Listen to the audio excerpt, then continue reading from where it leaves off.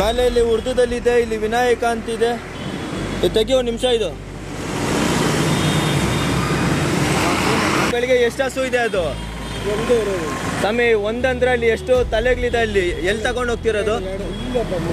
ನಮಸ್ಕಾರ ಸ್ನೇಹಿತರೆ, ನಿಮ್ಗೀಗ ನೋಡ್ತಾ ಇರೋ ವಿಡಿಯೋ ಇದು ನರಪತುಂಗ ರಸ್ತೆ, KR ಸರ್ಕಲಿಂದ ಮುಂದೆ ಇರುವಂಥ ನರಪತುಂಗ ರಸ್ತೆಯಲ್ಲಿರುವಂಥ ವಿಡಿಯೋ. ತಾವೇನು ನೋಡ್ತಾ ಇರ್ಬೋದು ಈ ಪ್ಯಾಸೆಂಜರ್ ಆಟೋ, ಮತ್ತು ಇದು ತುಂಬ ಹಳೆಯ ಆಟೋ ಇದೆ.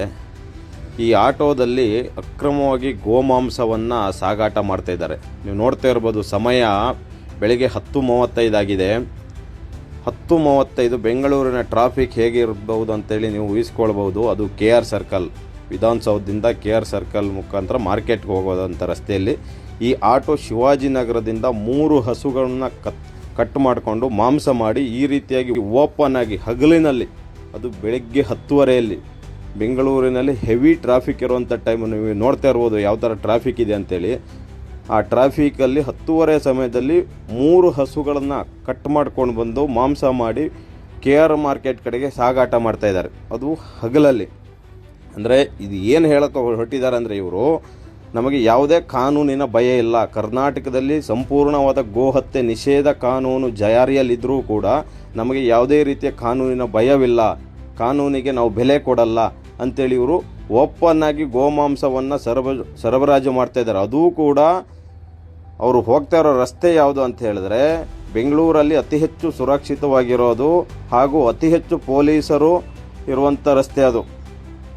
ಸ್ಟಾರ್ಟಿಂಗ್ ಕನಿಕಾಂಬ ರೋಡ್ ಸಿಗ್ನಲ್ ದಾಟಿದ ತಕ್ಷಣ ಅಲ್ಲಿ ಪ್ರಾರಂಭವಾಗಿದೆ ಸರ್ಕಾರಿ ಕಚೇರಿಗಳು, ಕರ್ನಾಟಕ ಸರ್ಕಾರದ ಕಚೇರಿಗಳು ಪ್ರಾರಂಭ ಆಗುತ್ತೆ. ವಿಧಾನಸೌಧದ ಮುಂಭಾಗ ಈ ಆಟೋ ಪಾಸ್ ಆಗುತ್ತೆ. ಪಕ್ಕದಲ್ಲಿ ಲೆಫ್ಟ್ ಸೈಡಲ್ಲಿ ಹೈಕೋರ್ಟ್ ಇರುತ್ತೆ. ಅದಾದಮೇಲೆ ಲೋಕಾಯುಕ್ತ ನ್ಯಾಯಾಲಯ ಕೂಡ ಇರುತ್ತೆ. ಅದಾಗಿ KR ಸರ್ಕಲ್ಲು, ಅದಾಗಿ ಮುಂದೆ ರಿಸರ್ವ್ ಬ್ಯಾಂಕ್ ಆಫ್ ಇಂಡಿಯಾ ಅದಿರುತ್ತೆ. ಅದಾದಮೇಲೆ DGP ಆಫೀಸು ನೋಡ್ತಾ ಇರ್ಬೋದು. DGP ಆಫೀಸ್ ಎದುರುಗಡೆನೆ ಈ ರೀತಿಯಾಗಿ ಓಪನ್ ಆಗಿ ಗೋವಿನ ಮಾಂಸವನ್ನು ಕತ್ತರಿಸ್ಕೊಂಡು ಅದ್ರ ಗೋವಿನ ತಲೆಯನ್ನು ಮೇಲ್ಭಾಗದಲ್ಲಿ ಇಟ್ಕೊಂಡು ರಾಜಾರೋಷವಾಗಿ ಹಗಲಲ್ಲೇನೆ ತಗೊಂಡು ಹೋಗ್ತಾ ಇದ್ದಾರೆ.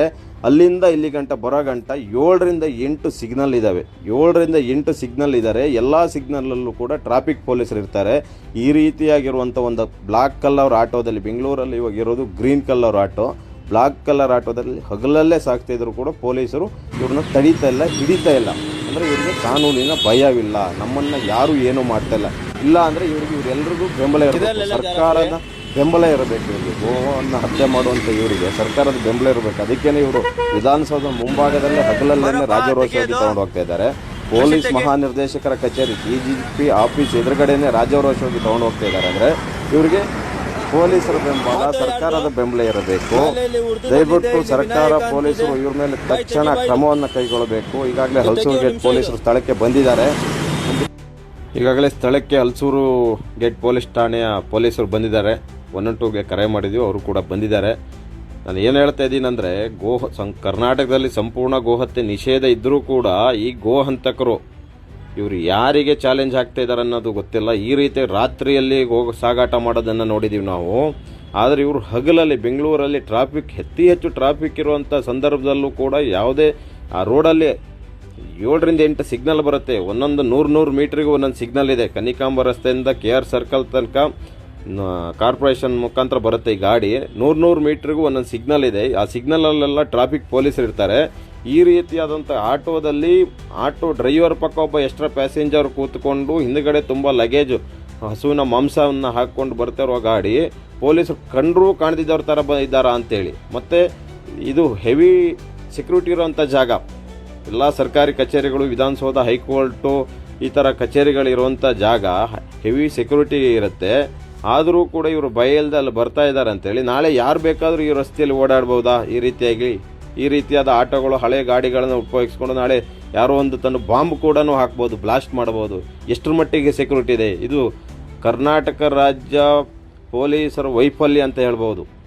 ಈ ರೀತಿಯಾಗಿ ಪೊಲೀಸ್ ನಿರ್ದೇಶಕರ ಕಚೇರಿ ಮುಂಭಾಗನೇ ಹೋಗುತ್ತೆ ಅಂತ ಹೇಳಿದ್ರೆ ಇದು ಪೊಲೀಸರ ಸಂಪೂರ್ಣ ವೈಫಲ್ಯ. ಸೆಕ್ಯೂರಿಟಿ ಇಲ್ಲ, ಭದ್ರತೆ ಕೊರತೆ ಇದೆ ನಮ್ಮಲ್ಲಿ.